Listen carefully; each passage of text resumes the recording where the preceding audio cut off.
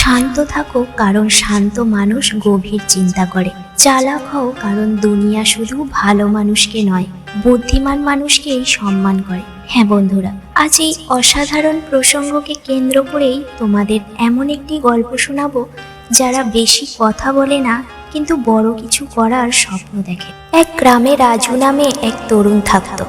খুব সাধারণ ছেলে, না খুব কথা বলতো, না নিজেকে জাহির করত। গ্রামের মানুষজন তাকে বলতো ও আবার কি করবে, সব সময় চুপচাপ থাকে। কিন্তু রাজু জানতো চুপ থাকা মানেই দুর্বল হওয়া নয়।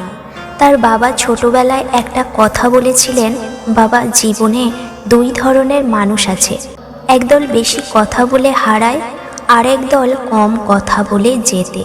এই কথাটা রাজু গভীরভাবে মনে গেঁথে নিয়েছিল। রাজু একটি মিষ্টির দোকানে কাজ করত। দোকানের মালিক ছিল খুব চালাক, কিন্তু ভীষণ রাগী আর অহংকারী।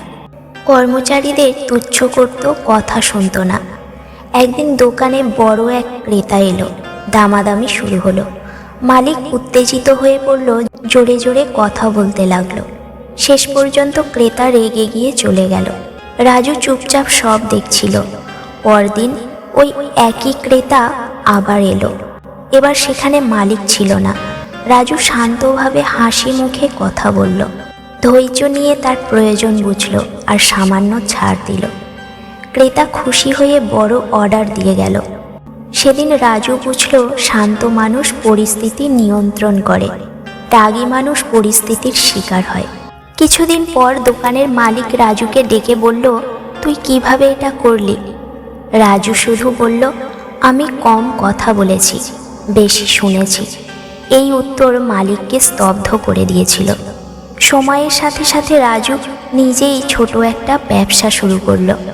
আশ্চর্যের বিষয় যে কখনো ঝগড়া করতো না, কারোর সাথে তর্কে যেত না।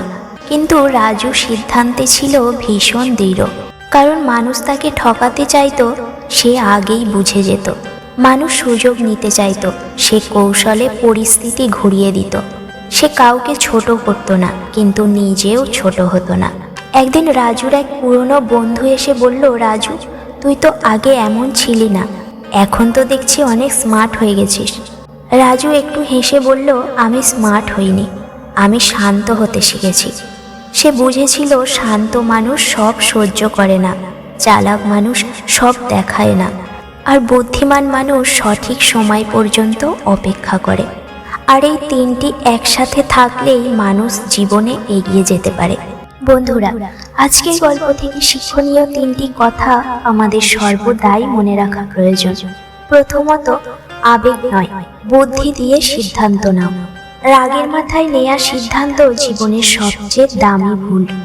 দ্বিতীয়ত, সব কথা বলার দরকার নেই, সব সত্য সবাইকে বললে তুমি দুর্বল হয়ে পড়বে।